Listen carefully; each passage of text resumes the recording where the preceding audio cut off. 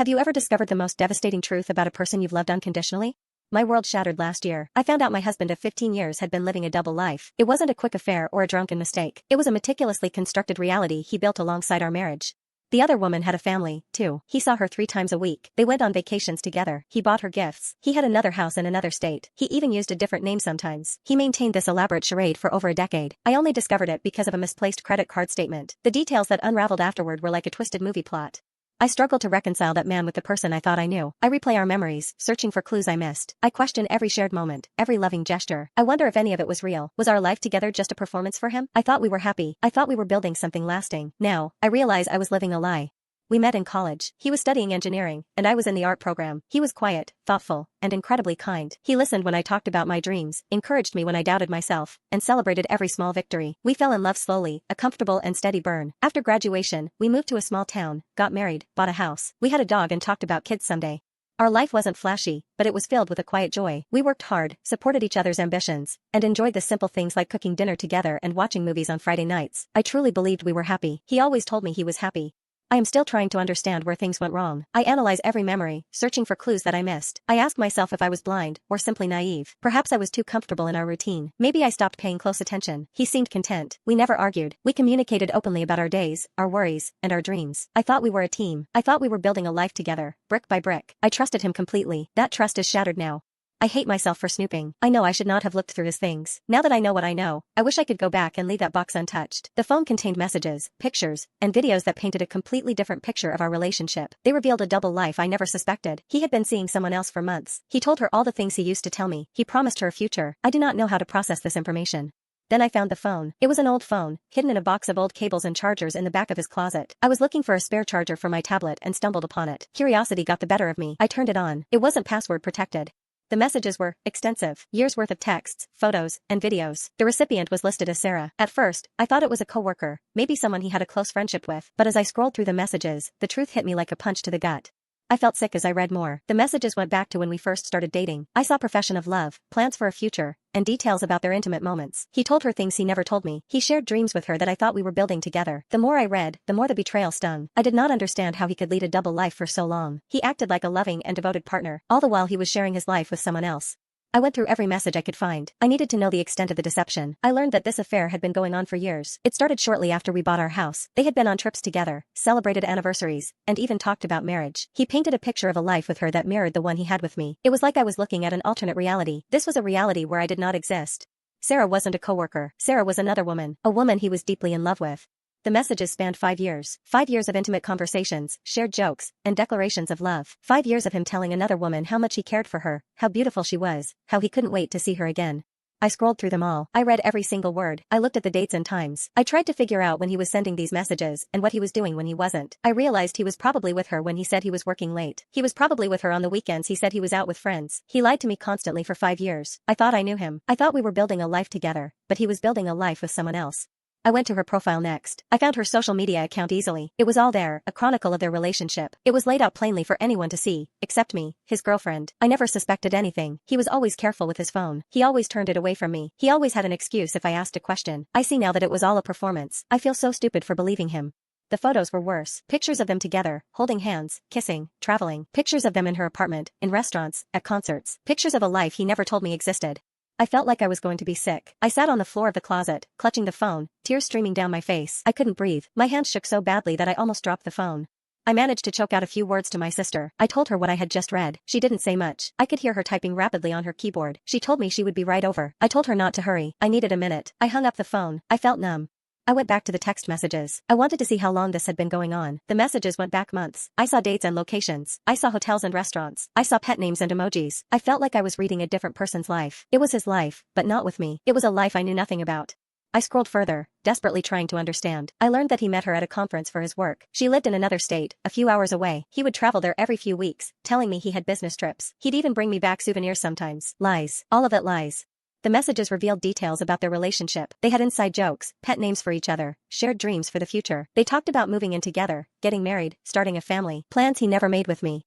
I scrolled through their photos next. They went on vacations together, celebrated holidays, attended family events. They looked happy. I felt sick looking at it all. I didn't understand how he could act like that with her when he was with me. It felt like I was watching a completely different person. I wondered if he ever felt guilty. I wondered if he ever thought about me while he was with her. I continued to search for more information. I found her social media accounts. I saw posts about their anniversary, Valentine's Day, birthdays. I saw comments from their friends and family congratulating them. I read comments about how perfect they were together. I read comments saying how lucky they were to have each other. I closed my laptop. I couldn't look anymore. I found a video of him proposing to her. He was on one knee, holding a ring, telling her how much he loved her and wanted to spend the rest of his life with her. She said yes. He was engaged to another woman while married to me. I felt like I was going to be sick. My hand shook as I reread the texts. I went back to the photos and looked at them again. I zoomed in on her face. I tried to find something wrong with her. I tried to understand what he saw in her that he didn't see in me. I felt a hollowness in my chest I had never experienced before. I did not know what to do. I wanted to scream, but no sound came out. I considered calling my best friend, but I did not want to explain it yet. I wanted to pretend it was not real. I thought maybe if I ignored it, it would disappear. I knew that was stupid. I knew it was real. My entire reality shattered in an instant. I don't know how long I sat there, staring at the phone, replaying the messages and photos in my head. Time seemed to stand still. The world around me faded away. There was only the crushing weight of betrayal. I don't know how long I sat there, staring at the phone, replaying the messages and photos in my head. Time seemed to stand still. The world around me faded away. There was only the crushing weight of betrayal. Eventually, I managed to get up and walk to the living room. I waited for him to come home from work. When he walked through the door, he smiled at me, kissed me on the cheek, and asked how my day was. I wanted to scream.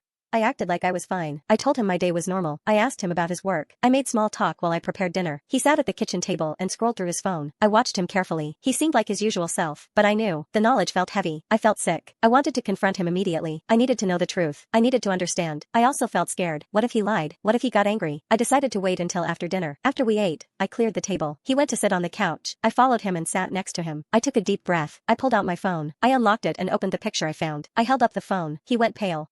I held up the phone. He went pale. He didn't deny it. He couldn't. He just stood there, silent, his eyes filled with a mixture of fear and guilt. I felt numb. I did not yell or cry. I think I was in shock. My mind raced, trying to understand how this could be true. I replayed moments in my head, searching for signs I missed. There were none that I noticed. He was always affectionate. He always told me he loved me. We made plans for the future constantly. I thought our relationship was solid. I needed answers immediately. I needed to understand the timeline and the extent of his deception. I needed to know who this other woman was and how long this had been going on. I needed to know if our entire relationship was a lie. I felt like I did not even know who he was anymore. The man I loved would never do something like this. This had to be a nightmare. I asked him how could he do this? How could he lie to me for so long? How could he pretend to love me while living a completely separate life with someone else? He said he never meant to hurt me. He said he loved me, but he also loved her. He said he felt trapped, torn between two worlds. He said he didn't know how it happened, that it just evolved.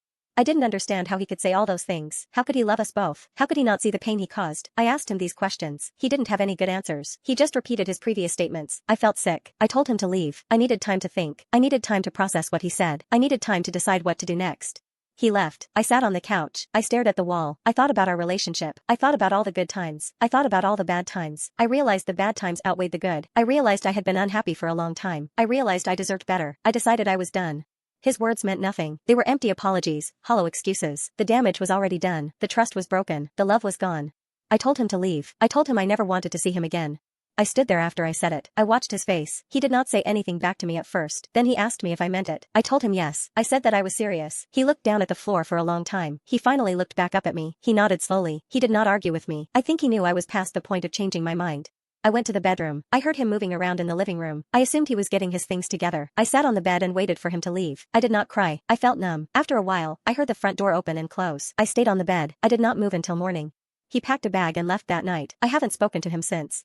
The divorce was quick and relatively painless. He didn't contest anything. He knew he was in the wrong. I got the house, the dog, and a small settlement. None of it mattered. The hardest part wasn't the divorce. It was the realization that the man I thought I knew, the man I had built my life with, was a complete stranger. It was the feeling of being utterly and completely deceived. It was the question of how I could have been so blind. I spent months in a fog. I couldn't eat, couldn't sleep, couldn't focus on anything. I lost weight. I stopped going to work. I just sat in the house, staring at the walls, wondering how my life had fallen apart so completely. My friends and family tried to support me. They offered words of comfort, invited me out, tried to distract me. I appreciated their efforts, but nothing seemed to help. The pain was too deep. The wound was too fresh. Eventually, I started going to therapy. It helped, a little. I learned to process my emotions, to cope with the grief, to forgive myself for not seeing the signs. It's been a year now. I'm still healing. Some days are better than others. I've started painting again, something I had neglected during my marriage. I spend time with my friends. I take the dog for long walks. I'm slowly rebuilding my life, piece by piece. It's not the life I imagined, but it's mine. I am still single. I am not sure when I will start trusting again. I still think about him sometimes. I wonder if he's happy with her. I wonder if he ever thinks about me. I wonder if he feels any remorse. But mostly, I wonder how I could have been so wrong about someone I loved so much. I wonder if I will ever be able to fully trust another person again. The experience taught me a painful lesson about the fragility of trust and the darkness that can lurk beneath the surface of even the most seemingly perfect relationships. It shattered my illusions about love and marriage, leaving me with a deep sense of vulnerability and a lingering fear of being hurt again. It's a wound that will likely never fully heal, but I am learning to live with the scar. I am learning to move forward, stronger and wiser, but forever changed by the betrayal. I am still not sure when I will be ready to love again.